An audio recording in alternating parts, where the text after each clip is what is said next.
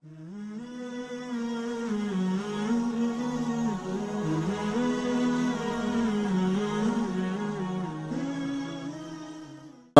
میرے ذہن میں اچانک اس لیے آیا، میں نے آپ کا یہ جو دیکھا جمع ہونا، گرمی، شدت، مستورات، مرد کھڑے بیٹھے چاروں طرف یہ کیمرے والے، اس کا مطلب ہے کہ اب میرے پاس تو کوئی دولت نہیں، نہ میں آپ کو کوئی ڈگری دینے آیا ہوں، نہ کوئی آپ کو کوئی انعام بانٹنے آیا ہوں۔ میرے ساتھ آپ لوگ سمجھتے ہیں کہ اللہ رسول کی نسبت ہے، آپ سارے اس محبت میں آئے بیٹھے ہیں، میں اس محبت کو سلام کرتا ہوں۔ آپ نے رنگیلے کا نام سنا ہوگا، رنگیلا ہمارے مشہور کامیڈی اداکار تھے۔ 96 میں ہم نے سٹیج کے، فلم کے اداکاروں میں کام کیا، عورتوں میں بھی مردوں میں بھی، ان کو لانا بٹھانا بات کرنا۔ جب میں نے تھوڑی سی بات کی تو میں نے دیکھا وہ رو رہے تھے جی، میں نے آنسو گیس تو نہیں چھوڑا تھا، لیکن وہ چپ وہاں بھی ایکٹیویٹ تھی، کوئی ایسے زار و قطار رو رہے تھے۔ انہوں نے کھڑے ہو کے جب بیان ختم ہوا کہ میرے بھی 3 دن لکھو، میں 3 دن کے لیے جماعت میں جاؤں گا۔ کہنے لگے میں نیپال گیا، فلم کی شوٹنگ تھی، تو وہاں ایک مندر ہے جہاں صرف ہندو جا سکتا ہے، مسلمان نہیں جا سکتا، سکھ نہیں جا سکتا، عیسائی نہیں جا سکتا، صرف ہندو۔ تو کہنے لگے مجھے خیال آیا کہ میں جا کے دیکھوں وہ کیا ہے، تو میں نے میک اپ مین سے کہا مجھے پنڈت بناؤ، میک اپ۔ وہ سر سے بال تو بالکل اڑ گئے تھے، تو اس نے چوٹی لگا دی لمبی کر کے، ادھر رنگ لگا دیے، ادھر لگا دیے، ادھر لگا دیے، تو انہوں نے 2 پیلے کپڑے، کہنے لگے میں نے 2 پیلی چادریں لے لیں اور 2 کڑے لے لیے لکڑی کے، اور ایسے ہی جوتا بھی پنڈتوں جیسا، اور کو پیسے لے لیے ٹوٹے ہوئے۔ اور میں جب پہنچا دروازے پر تو میں نے نعرہ لگایا ہرے رام۔ تو اب ایکسپریشن تو ان کا اپنا ان کا پیشہ تھا، تو انہوں نے سمجھا بدنی ہے کیڑا بلا مہاراج آ گیا، ان کا مہاراج جے مہاراج، وہ سارے وہ گیٹ کیپر جے مہاراج۔ انہیں جب دروازہ کھولا تو یہ بڑے چلے اس چال سے، تو لوگ آ کے پاؤں چھونے لگے، یہ پیسے تقسیم کرنے لگے، تو اور ان کے نعرے لگ گئے مہاراج کی جے مہاراج جے مہاراج۔ کہنے لگے میں نے بڑی چس سہی لے بے تکامی بن گئی۔ اور تھوڑی دور گیا تو کہنے لگے میرا کلیجہ اچھل کے یہاں آ گیا کہ آگے میں نے کیا دیکھا، ایک فل سائز سونے کی گائے تھی، اور سارے ہندو اس کو سجدہ کر رہے تھے۔ تو میں نے کہا اوہ کم بخت، وہ تو آیا کیوں تھا؟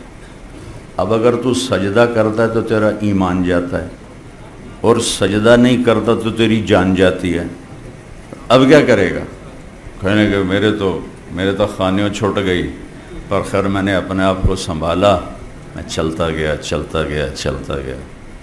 جب قریب آیا تو میں نے کہا یا اللہ تو گوار ہے، میں گائے کو سجدہ نہیں کر رہا، میں تجھے سجدہ کر رہا ہوں۔ اللہ نے اس امت کو بڑا امتیازی بنایا ہے، هو اجتباکم، اللہ نے ہمیں چنا ہے۔ موسیٰ علیہ السلام پر جب تورات اتری نا، تورات، تو انہوں نے اس میں پڑھے اس امت کے حالات، تو گئے کوہ طور پر، کہنے لگے یا اللہ انی اجد فی الالواح امتا ہم خیر امت یأمرون بالمعروف وینہون عن المنکر رب اجعلہم امتی۔ یا اللہ آپ نے میری کتاب میں لکھا ہے کہ ایک امت بعد میں آنے والی ہے جو سب سے اعلیٰ امت ہوگی، وہ بھلائی کے داعی ہوں گے، برائی سے روکنے والے ہوں گے، اور تیرے اوپر ایمان لائیں گے، یا اللہ وہ امت مجھے دے دے۔ موسیٰ علیہ السلام لاڈلے نبی تھے۔ اللہ نے فرمایا موسیٰ تلک امت احمد، وہ آپ کی نہیں، وہ میرے آخری نبی کی امت۔ موسیٰ علیہ السلام رب اجد فی الالواح امتا اناجیلہم فی صدورہم یقرؤونہا، اے اللہ وہ یہ بھی لکھا ہے کہ وہ امت اپنی کتاب کی حافظ ہوگی۔ تورات، زبور، انجیل کوئی حافظ نہیں تھا سوائے نبی، صرف نبی کو یاد تھی، نبی کے علاوہ کسی کو یاد نہیں تھی۔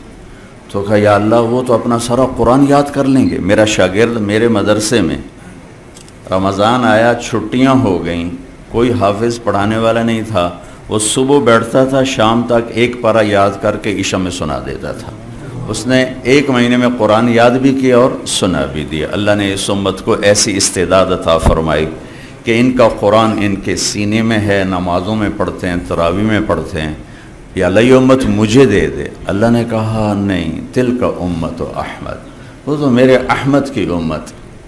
پھر کہ یا اللہ اجد فی الالواح امتاً کفارۃ ذنوبہم الصلوات الخمس، ان کے تو گناہوں کا کفارہ ان کی نمازیں بن جائیں گی. وہ فجر پڑھیں گے، رات کے گناہ معاف ہو جائیں گے، ظہر پڑھیں گے، فجر اور ظہر کے درمیان کے معاف ہو جائیں گے، عصر پڑھیں گے، مغرب پڑھیں گے، عشاء پڑھیں گے، ساتھ ساتھ ان کی شیٹ صاف ہوتی رہے گی.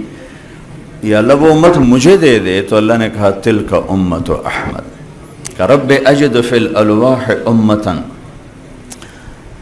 یقاتلون فصول الضلال حتی یقاتل الاعور الکذاب رب اجعلہ امتی. قال تلک امت احمد.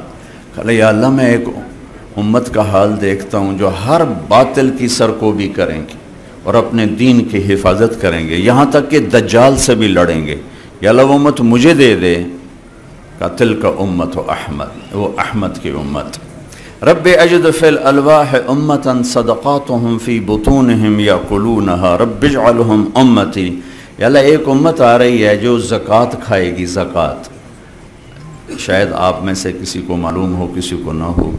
بنو اسرائیل کی زکوٰۃ غریبوں کے لیے نہیں تھی. یہ اس وقت تو سونا چاندی ہوتا تھا. سونے چاندی کی تھیلی پہاڑ کے اوپر رکھی، اوپر سے آگ آ کے جلا دیتی تھی، زکوٰۃ قبول ہو گئی. اگر یہ مال حرام ہوتا تھا تو آگ نہیں جلاتی تھی، زکوٰۃ قبول نہیں ہوئی. جانوروں کی زکوٰۃ، جانور کو چوٹی پر کھڑا کرتے تھے، آگ آ کے جلا دیتی تھی، قبول ہو گیا. نہیں جلایا تو یہ حرام مال ہے. اس امت کی زکوٰۃ مالداروں سے لے کر غریبوں کو دے دی جاتی. ان کے غریبوں کے لیے زکوٰۃ کے علاوہ نفلی صدقے کا حکم تھا. لیکن اس امت کے ساتھ تو اللہ نے لاڈ کیے ہیں. لاڈ صدقہ زکوٰۃ تو ہے ہی ہے. ایک اور مزیدار قصہ سناتا ہوں. ایک صحابی آئے، یا رسول اللہ میں تو تباہ ہو گیا. آپ نے کہا کیا ہوا؟ کہ میں روزے کی حالت میں بیوی کے پاس چلا گیا. ہم نے کہا اچھا تو پھر ایک غلام آزاد کرو. کہا جی میں غریب بندہ میں کتوں کروں. کہا اچھا 60 مسکینوں کو کھانا کھلاؤ. کہا جی میں تو خود مسکین ہوں، میں کس کو کھلاؤں. کہا اچھا پھر 60 روزے رکھو.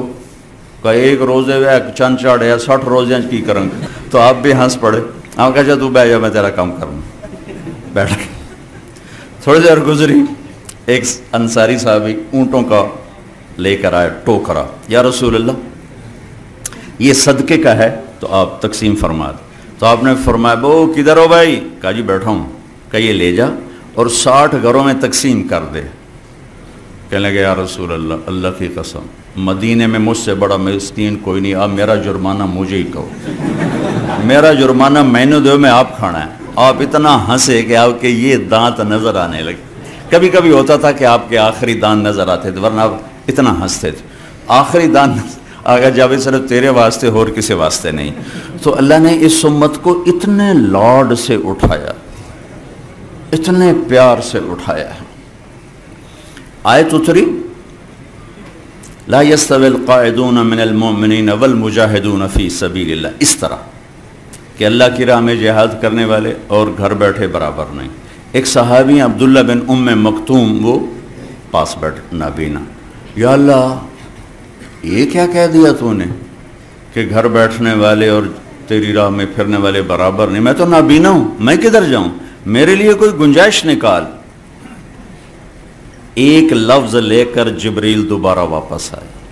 ایک لفظ لے کر، ایک آدمی کی خاطر. یا رسول اللہ، اللہ تعالیٰ فرما رہے ہیں اب اس آیت کو یوں پڑھا جائے لا يستوي القاعدون من المؤمنین غیر اولی الضرر والمجاہدون فی سبیل اللہ.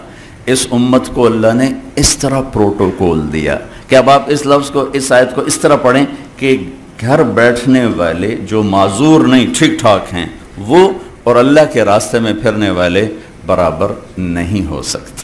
ایک صحابی ہیں اوس بن صامت، انہوں نے اپنی بیوی کو طلاق دے دی۔ ایک طلاق تھی جاہلیت کی، جس میں یوں کہا جاتا تھا تو میری ماں کی طرح ہے، تو اس پر طلاق ہوتی تھی جاہلیت میں، ایسی طلاق کہ کبھی دوبارہ نکاح نہیں ہو سکتا، کہیں اور نکاح ہو کے طلاق ہو کے بھی نہیں ہو سکتا، یہ ایسی طلاق تھی۔ وہ آئیں دوڑی دوڑی اللہ کے نبی کے پاس۔ اچھا آپ دیکھیں، پہلی کتابیں اتر گئیں، تورات اکٹھی، زبور اکٹھی، انجیل اکٹھی۔ قرآن ایسے نہیں آ رہا، قرآن کبھی ایک لفظ آ رہا ہے، کبھی ایک سطر آ رہی، کبھی ایک سورت آ رہی، کبھی ایک آیت آ رہی۔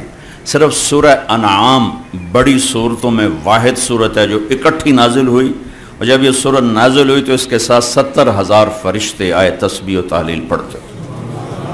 یا رسول اللہ، حضرت عائشہ کنگھی کر رہی تھی، یا رسول اللہ میرے خامن نے مجھے کہہ دیا تو میری ماں کی طرح ہے، اب کیا ہوگا؟ تو چونکہ شرعی حکم موجود نہیں تھا، آپ نے رواج پر فرمایا خولا، طلاق ہو گئی۔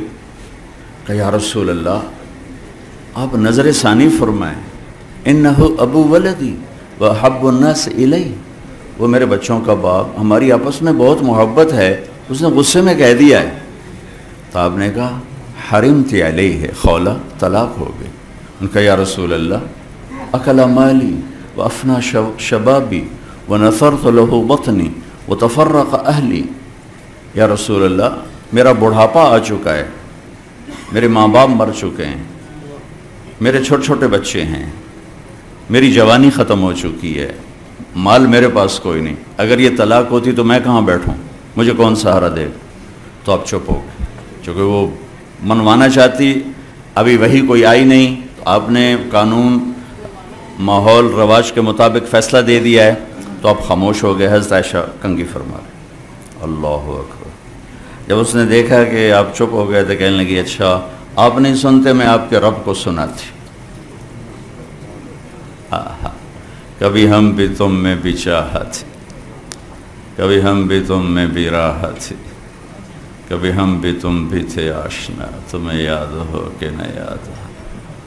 کبھی اللہ سے بڑی گھاٹی چھنتی تھی، اللہ کے نبی کہہ رہے ہیں طلاق ہو گئی، وہ کہہ رہی اچھا میں آپ کے رب سے بات کرتی ہوں۔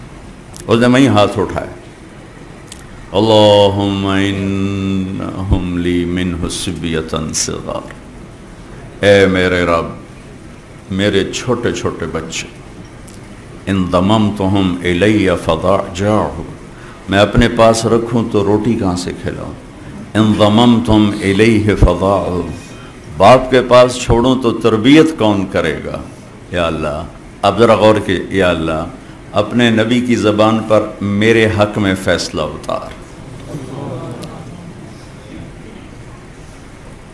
یہ نہیں کہا کہ اللہ تو اپنے علم کے مطابق فیصلہ اتار، تو اپنی شریعت کے مطابق فیصلہ اتار، میرے رب میرے حق میں فیصلہ اتارنا، میں بچوں کو کہاں لے جاؤں گی، میں بڑھاپا کہاں گزاروں گی؟ تو ایک دم اللہ کے نبی پر وحی، تو جب وحی آتی تھی اب پسینہ پسینہ اور آنکھیں بند ہو جاتی تھی۔ تو حضرت عائشہ نے کہا خولا خولا چپ کر چپ کر، وحی آ گئی وحی آ گئی۔ خولا نے جب دیکھا تو اور زور سے رونا شروع کر دیا، کس بات پر؟ کہ پتہ نہیں میرے حق میں ہے یا میرے خلاف ہے۔